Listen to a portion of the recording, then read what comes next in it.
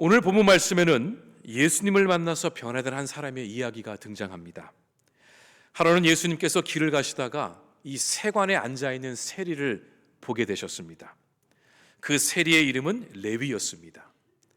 먼저 우리는 이 레위란 이름의 뜻을 살펴볼 필요가 있습니다.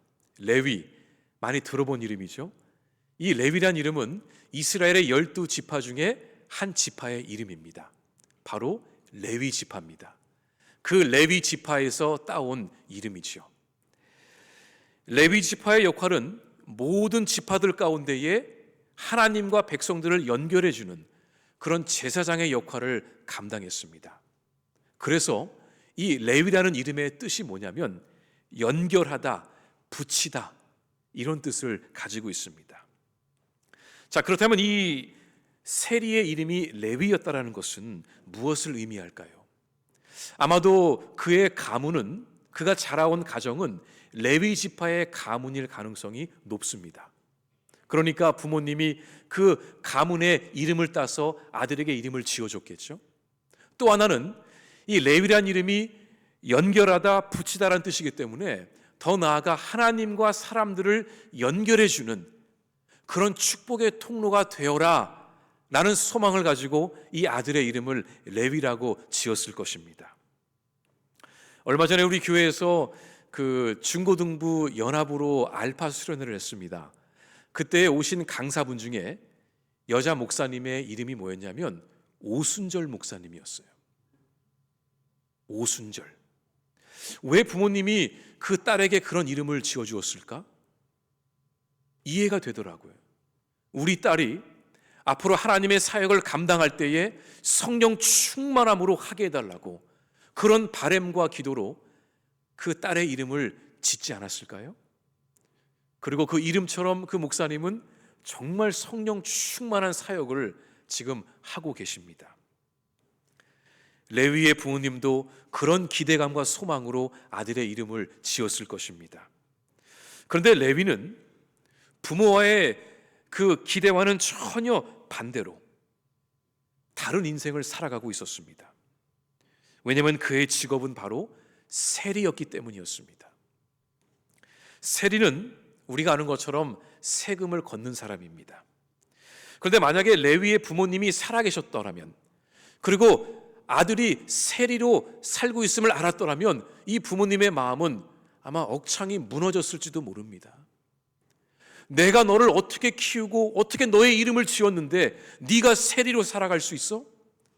이 부모의 마음은 무너져 내렸을 것입니다. 왜냐하면 그 당시 유대인 사회에서는 이 세리라는 직업을 가진 자들은 전부 다 죄인으로 취급을 했습니다. 근데 궁금하죠? 당연히 내야 할 세금을 걷는 사람이 왜 죄인 취급을 받아야 할까요? 그 당시 유대인들의 가장 큰 원수는 로마 제국이었습니다. 유대인들은 하루아침에 자기들의 나라와 정체성을 빼앗겼습니다. 그리고 로마 제국은 유대인들을 잔인하게 억압하고 짓눌렀습니다. 로마의 통치 아래에 살아가는 하루하루가 너무나 잔혹하고 힘들었던 거죠. 그런데 이 거대한 로마 제국을 지탱하는 세 가지 중요한 요소가 있었습니다. 하나는 군사였습니다. 두 번째는 노예, 세 번째는 세리였습니다. 왜 그랬냐면 로마 제국이 막강한 힘을 가지고 영토를 넓힐 수 있었던 이유는 그들의 군사력 때문이었습니다. 막강한 군사가 뒷받침을 해주니까 로마 제국은 점점 더 확장해 나가고 힘을 받은 것입니다. 그리고 전쟁에서 이겨서 그 포로들을 끌고 와 노예로 삼아서 전 지역의 노예를 풀었기 때문에 그 노예들의 노동으로 말미암아 로마 제국의 경제가 성장하고 굴러가고 유지할 수 있었습니다. 그리고 마지막으로 이 거대한 영토를 유지하기 위해서는 동서남북으로 전쟁을 늘 치러야 했습니다. 근데 전쟁을 치르려면 뭐가 필요하죠? 막강한 자금이 필요했습니다. 그 자금을 어디서 갖고 올까요? 세리들이 그 역할을 한 겁니다. 로마의 전 지역에 세리들을 다 보내서 각 마을에서 지역에서 그 세금들을 다 걷어가지고 로마로 보냈던 것입니다. 그러다 보니까 이 세리들은 막강한 권력도 있었습니다. 세금을 거둘 때에 필요시에 군인들을 데리고 갈 수가 있었습니다. 만약에 세금을 안 낸다, 거부한다, 도망친다, 그러면 군사들을 풀어서 잡아올 수도 있었고 그 모든 재산을 법적으로, 합법적으로 빼앗아 갈 수도 있었습니다. 또한 세금을 내지 못하고 밀리게 되면 그 집의 아내들과 자녀들을 노예로 사로잡아 갈 수도 있었습니다. 왜냐하면 세금을 걷어야 했기 때문이었습니다. 그래서 이 세리라는 직업은 적어도 3개국어는 능통해야 했습니다. 아무나 하는 자리가 아니었습니다. 먼저는 그 당시에 로마 제국의 언어였던 라틴어를 능통하게 했어야 됐습니다. 두 번째는 헬라 문화권을 이어받은 헬라인들의 언어인 헬라어를 유창하게 했어야 했습니다. 그리고 마지막은 본인의 모국어를 할 수 있어야 했습니다. 그래야 그 세관에 앉아 있을 때에 그 어떠한 상인들이 어느 지역에서 오더라도 소통을 하고 제대로 세금을 거둘 수 있었기 때문이었죠. 또한 숫자에 밝아야 했습니다. 그리고 행정적인 능력도 탁월해야 했습니다. 그리고 더 나아가 이 정치적인 감각이 있어야 했습니다. 그러니까 그 당시의 세리는 그냥 뭐 돈을 갖고 오면 그냥 세금을 걷어가는 그런 의미가 아니라 정말 다방면에서 머리가 팍 굴러가야 했었어요. 그런 사람들만 세리로 세워서 로마의 전 그 제국 전역으로 세리들을 보냈던 것입니다.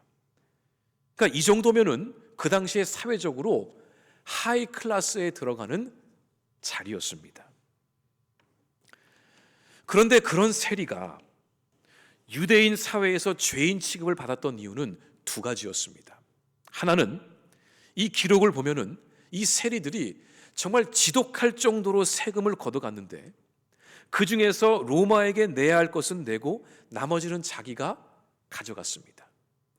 그러니까 자기가 부를 더 축적하기 위해서는 그만큼 더 세금을 많이 때려야 했습니다. 예를 들어 100만 원의 세금을 걷어간다면 그 중에 한 85만 원은 로마에게 바치고 나머지 15만 원은 자기가 가진 겁니다. 근데 그러려면은 세금을 더 많이 내게 해야 되는데 이유가 명분이 필요하잖아요. 지나가는 상인들의 바퀴 숫자를 세고 바퀴가 6개네요. 얼마 더 내셔야 됩니다. 바퀴 두께가 좀 두껍네요. 조금 더 내셔야 합니다. 안에 몇 명이 타고 있죠? 짐의 무게는 얼마나 되죠? 어디서부터 오는 길이죠? 이런 것들을 다 붙여가지고 어마어마한 세금을 내게 했던 것입니다. 근데 상인들도 그 지역 사람들도 그거를 알고 있었지만 로마 정부를 등에 업고 일을 하는 세리였기 때문에 뭐라고 반항을 할 수도 없었던 것입니다. 만약에 반항한다면 다 빼앗기든지 노예로 팔려갈 수도 있었기 때문이죠. 그러니까 이 세리라는 직업은 정말 나쁜 마음을 먹으면 다른 사람을 착취하며 쉽게 목돈을 벌 수 있는 그런 자리였습니다. 그런데 그 당시 대부분의 세리들이 착한 마음으로 정직하게 거둔 것이 아니라 다 자기 주머니를 채운 것입니다. 두 번째는 이 세리였던 레위는 유대인이었습니다. 이것이 무엇을 의미할까요? 그 당시 유대인의 원수는 누구였다고요? 로마 제국이었습니다. 그런데 이 레위는 같은 유대인들끼리 같은 동족이면서도 자기만 잘 먹고 살겠다고 그 유대인의 원수인 로마 제국의 앞잡이가 되어서 세금을 막 거두러 다닌 것입니다. 오늘날로 말하면은 매국노 같은 나쁜 놈이었던 거죠. 유대인의 입장에서 볼 때는 이 레위는, 이 세리는 용서할 수 없는 사람이었습니다. 피도 눈물도 없는 매정한 사람이었습니다. 특별히 이 레위가 앉아 있었던 그 세관, 그 자리는 갈릴리 지역인데 이 갈릴리 지역은 아주 가난한 서민들이 사는 지역이었습니다. 여러분 오병이어 사건 기억하시죠? 그때 어린 소년이 빵과 마른 물고기를 갖고 온 것은 그게 그 당시 사람들의 주식이었습니다. 하루 한 끼 먹으면 잘 먹는 거고 두 끼 먹으면 호강하는 것입니다. 그런 가난한 사람들이 살고 있는 그 갈릴리 지역에서 이 세리 레위는 엄청나게 부당한 세금을 내게 했던 것입니다. 그리고 자기는 다 모아가지고 누리며 풍족하게 부자처럼 살았던 것이죠. 그러니 이 유대인들의 입장에서 볼 때에 이 세리가 얼마나 미웠겠습니까? 그런데 이 유대교 사회에서 죄인 취급을 받았다는 것은 오늘날처럼 저는 죄인입니다, 하나님이 용서해 주셨습니다, 그런 의미의 죄인이 아니었습니다. 유대교 사회에서 죄인 취급을 받았다는 것은 이들은 공식적인 자리에서 죄인으로 낙인이 찍힌 겁니다. 이 죄인들은 공식적으로 비판을 받을 수도 있었고 외면을 당하고 사람들이 미워해도 아무도 신경 쓰지 않았습니다. 그래서 세리는 창녀들과 나병 환자들과 그 당시에 또 다른 죄인으로 분리되었던 자들과 똑같이 대우를 받은 것입니다. 그러니까 유대인의 입장에서는 쟤는 죄인이기 때문에 인간 취급을 할 필요도 없고, 더 나아가 모든 죄인들은 회당에 출입을 하지 못했습니다. 출교를 당했다는 거죠. 이게 무슨 말이냐면, 너 같은 죄인은 우리도 너를 미워하지만 하나님도 너를 미워하시기 때문에 너는 예배를 드릴 자격도 없는 존재야. 아예 사회에서 매장을 시켜버린 것입니다. 죄인이기 때문에 당연히 싫어해도 된다고 여길 정도였죠. 레위도 그런 사람들의 시선을 알고 있었습니다. 레위도 자신이 죄인 취급을 받고 있음을 알고 있었습니다. 하지만 그럼에도 불구하고 이 세리의 길을 묵묵히 걸어갔던 것입니다. 그리고 그 결과 레위는 정말 부유하게 살았습니다. 남들이 갖지 못하는 것을 누릴 수 있었고, 나름 로마 제국 안에서, 그 사회 안에서 하이 클래스, 엘리트의 삶을 살아갈 정도로 누리며 살아갔습니다. 그런데 여러분, 이 레위의 삶은 정말 행복했을까요? 동족들에게 죄인 취급을 받으면서 율법에서 어긋난 삶을 살아야 했으며, 하나님께 나아갈 수 없기 때문에 예배할 수 없는 그 영적인 목마름이 있었지만, 그래도 돈을 많이 벌 수 있으니까, 편하게 먹고 살 수 있으니까 행복했을까요? 레위는 매일마다 세속적인 삶을 살아가는 것이 좋았을까요? 겉으로는 번지르르해 보입니다. 그런데 속은 썩어가고 있지 않았을까요? 어쩌면 레위는 자신에게 이것이 정말 내가 원했던 삶인가? 내가 이 길을 걸어가기 위해 지금까지 달려왔나? 어쩌면 그의 마음속에 큰 공허함이 있었을지도 모릅니다.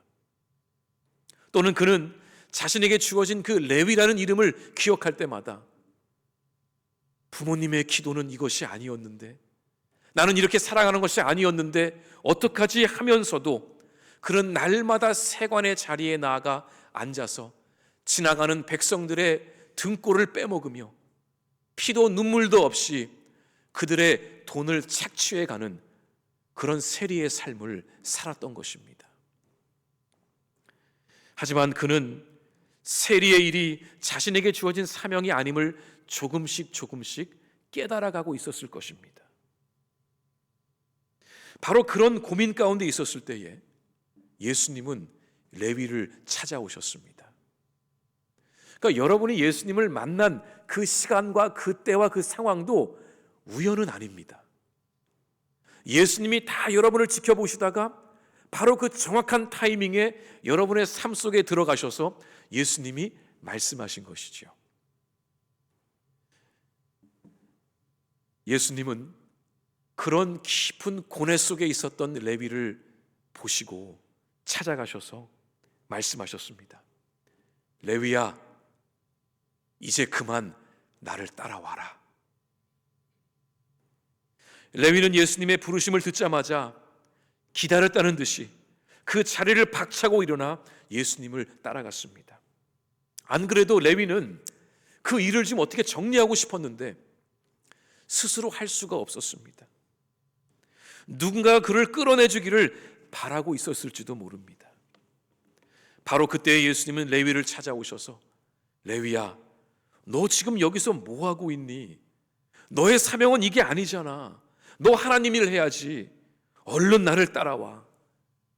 그 말을 듣자마자 레위는 일어나 따라간 것입니다. 성경은 이 두 사람이 처음 만난 것처럼 묘사하지만 사실 레위는 진작부터 예수님의 이야기를 듣고 있었습니다. 그 세관이 어떤 자리입니까? 수많은 사람들이 오며 가며 하는 자리에서 레위가 예수에 대한 소문을 듣지 않았을까요? 그리고 마음속에 그 예수님을 만나고 싶은 사모함도 생겨났을 것입니다. 나도 예수님을 만난다면 얼마나 좋을까? 궁금하고 만나고 싶었을 것입니다. 그런데 그분이 찾아오셔서 나를 따라와 하시니 레위는 더 이상 갈등할 이유가 없었습니다. 그래서 예수님의 말씀 한마디에 모든 것을 내려놓고 따라간 것이죠. 그 내용이 27절과 28절에 나옵니다.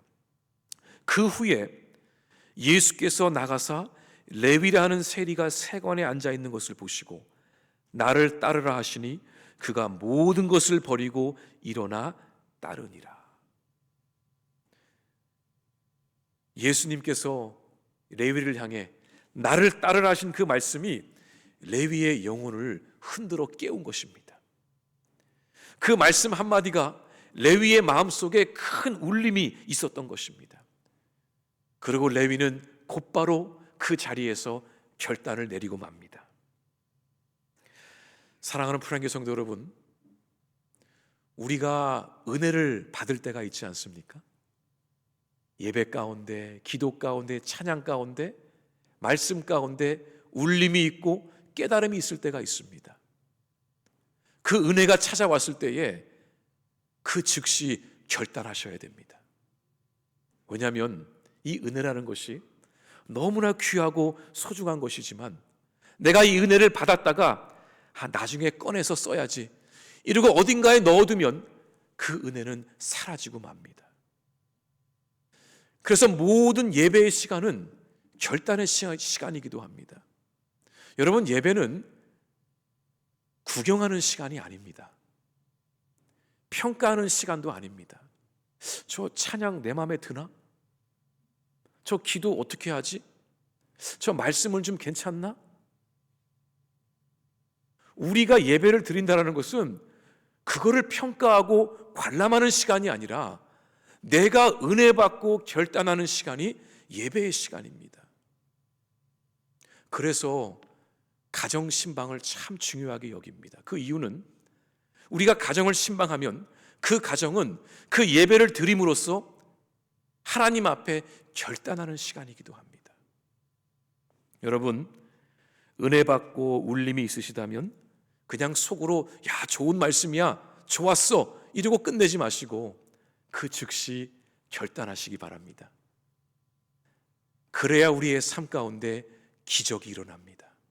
왜냐하면 예배 가운데 결단하고 순종할 때 그 순종을 통해서 하나님은 역사하시기 때문입니다.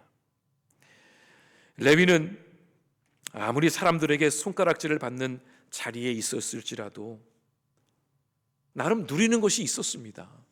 많았죠. 그런데 지금 예수님을 따라가면 지금까지 누렸던 모든 것들을 잃어버리게 될 것입니다. 그런데 레위는 지금 너무 기뻐하고 있습니다. 예수님을 따라감으로 자신의 사명을, 콜링을 되찾은 것입니다. 레위는 너무나 기쁜 나머지 예수님을 자기 집으로 초대했습니다. 예수님, 우리 집에 놀러 오십시오. 놀러 오시면 제가 제 친구들 다 불러서 주님을 소개해드리고 싶습니다. 너무 기뻤던 거예요. 그런데 레위의 친구들이 누구였을까요? 세리의 친구가 누구였겠어요? 또 다른 세리였겠죠. 그 레위의 집에 온갖 죄인들은 다 모인 거예요. 그리고 예수님이 들어가셔서 함께 식사를 하고 함께 웃고 토닥거려주고 잔치가 열린 겁니다. 레위는 너무너무 기뻤던 거예요.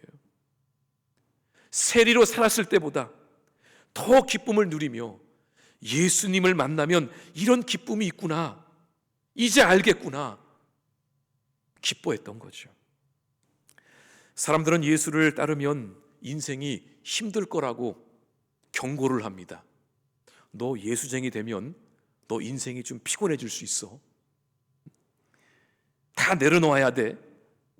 그런데 여러분, 우리가 예수님을 진짜 만나면 우리의 인생이 잔치가 됩니다. 가나의 혼인잔치가 결혼식이기 때문에 결혼하는 커플만 그런 기쁨을 누리나 그런 것이 아니라 예수님을 만나면 우리의 인생의 하루하루가 잔치가 됩니다. 여러분, 기쁘지 않겠습니까? 하루하루 주님 때문에 내 인생이 기쁘고 감사가 넘치고 그런 인생을 우리가 살아가야 하지 않겠습니까? 그런데 레위와 그의 친구들이 예수님과 함께 신나게 잔치를 벌이고 있는데 그 모습을 지켜보면서 손가락질을 하며 격렬하게 비난하는 자들이 있었습니다. 그들이 누구였을까요? 바로 그 유명한 바리새인들이었습니다. 그들은 예수님을 향해 격렬하게 비난했습니다. 예수님, 왜 당신은 죄인들과 함께 밥을 먹고 있습니까? 그거 율법의 정신에 어긋나는 거 모르십니까? 이 자들은 구원받지 말아야 할 사람들입니다. 하나님도 이들을 버리셨습니다. 그런데 왜 당신은 이 죄인들을 품어주고 함께 밥을 먹고 있습니까? 만날 때마다 예수님을 비판했어요. 그 내용이 오늘 본문 29절과 30절에 나옵니다. 우리 함께 읽어보겠습니다. 레위가 예수를 위하여 이 집에서 큰 잔치를 하니 세리와 다른 사람이 많이 함께 앉아 있는지라. 바리새인과 그들의 서기관들이 그 제자들을 비방하여 이르되 너희가 어찌하여 세리와 죄인과 함께 먹고 마시느냐. 이게 오늘만 있는 말이 아니라 예수님을 볼 때마다 이 얘기를 했던 겁니다. 여러분, 혹시 이 바리새인이란 말의 뜻을 알고 계십니까?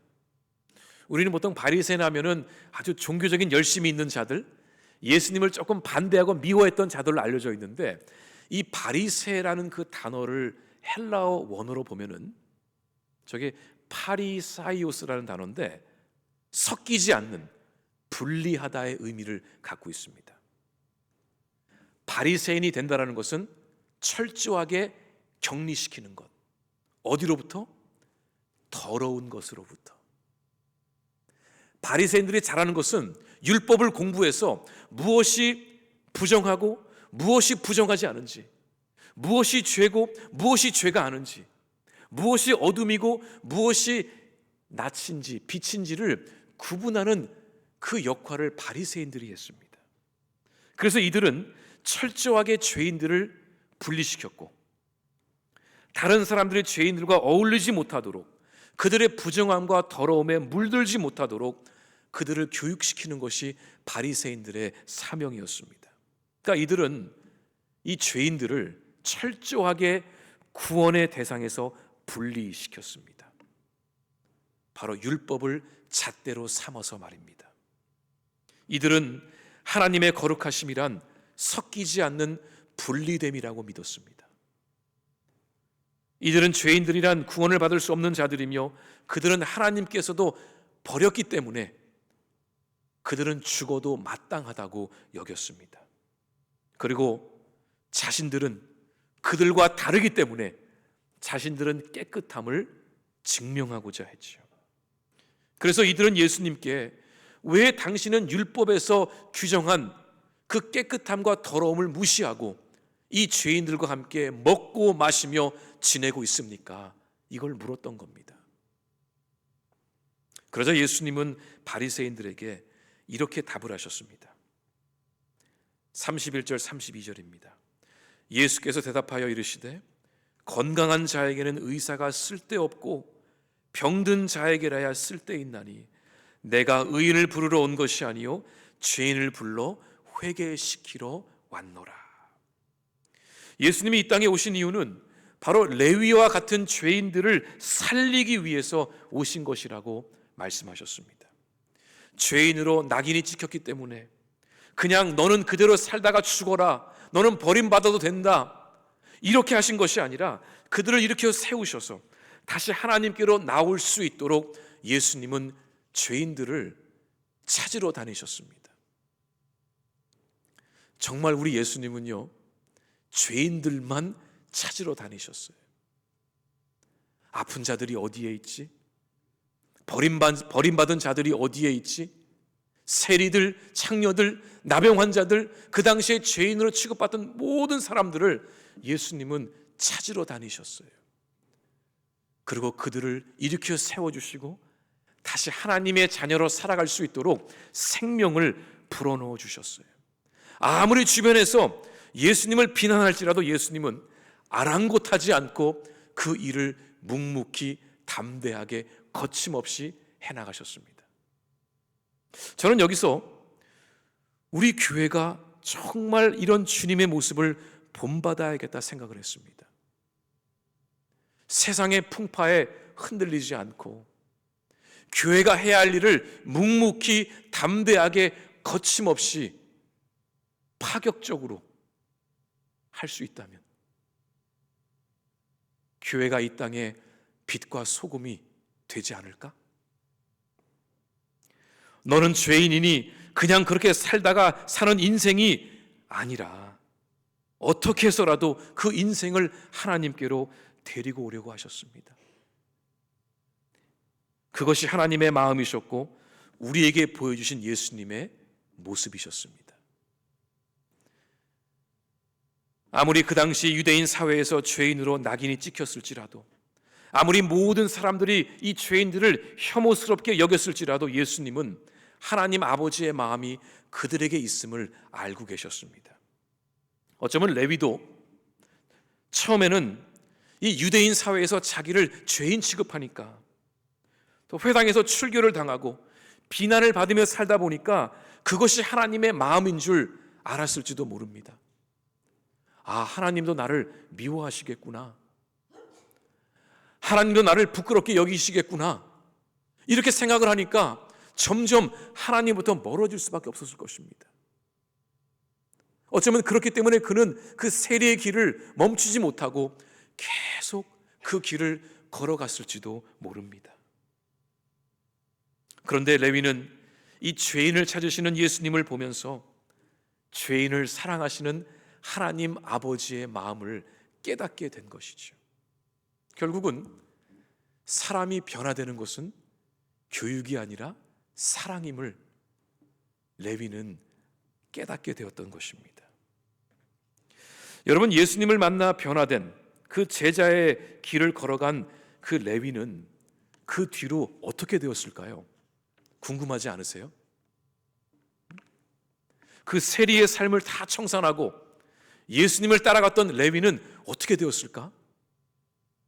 레위는 예수님의 제자가 되어서 그 비상한 머리를 가지고 예수님의 생애를 기록한 마태복음의 저자가 됩니다. 이 레위의 또 다른 이름이 마태입니다. 세속적인 삶을 살던 레위가 주님을 만나서 변화되고 이제 복음을 온 천하에 전하게 된 전도사가 된 것이죠. 그런데 이 레위가 기록한 마태복음을 읽다가 저는 어느 한 부분에서 그만 울컥하고 말았습니다. 아마 세리도 그 부분을 쓰다가 본인 스스로도 울컥했을지도 모릅니다. 마태복음 10장 2절에서 4절을 보면은 이 레위가 예수님의 12 사도들의 그 제자들의 이름을 기록해 놨습니다. 우리 한번 읽어볼까요?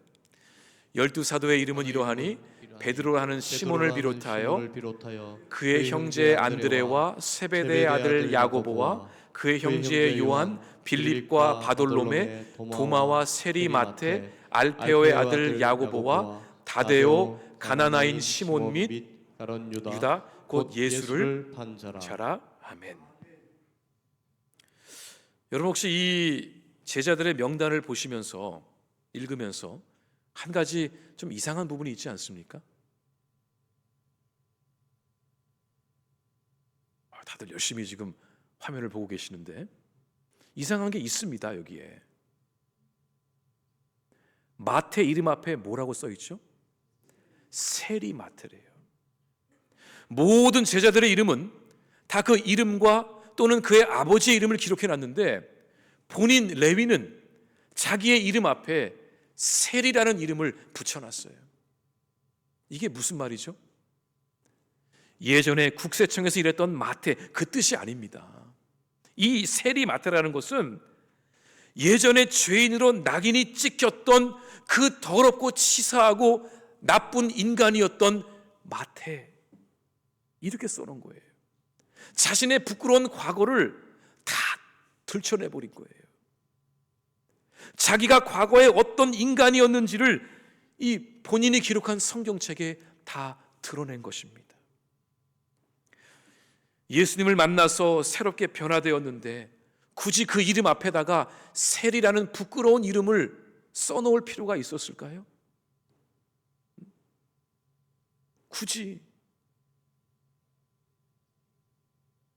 근데 레위는 자신이 어떻게 예수님을 만났는지를 절대로 잊을 수가 없었던 것입니다. 내가 세리였을 때에, 내가 죄인이었을 때에, 내가 그 바닥을 치고 있었을 때에 주님이 나를 만나 주셨지. 그래서 내가 변화되었지. 내가 그런 사람이지. 내 과거를 잊지 말아야지. 세리마테라고 부르면서 자신을 겸손하게 또 겸손하게 낮추며 나아갔던 것입니다.